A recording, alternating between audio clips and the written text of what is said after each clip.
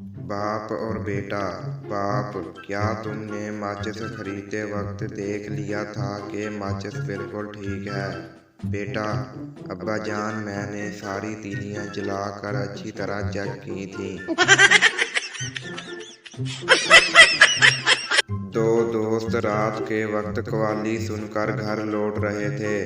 एक ने दूसरे से कहा, यार वो आदमी जो मेरे साथ बैठा था इंतहाई बदतमीज था।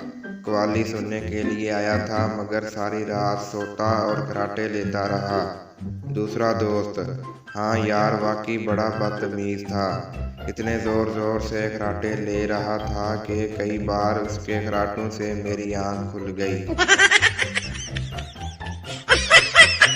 एक आदमी अपने गधे को नहला रहा था। उसके हमसाये ने पूछा, अरे भाई, इसे किस खुशी में नहला रहे हो? आदमी ने कहा, आज इसकी शादी है। हमसाया बोला, इस खुशी में हमें क्या खिलाओगे? आदमी बोला, जो दूल्हा खाएगा वो तुम भी खा लेना। एक मुसाफिर दूसरे से, जनाब, आप हर स्टेशन पर उतरकर अगले स्टेशन का टिकट क्यों खरीद लेते हैं? दूसरा, जनाब, मजबूरी है, क्योंकि डॉक्टर ने लंबे सफर से मना कर रखा है।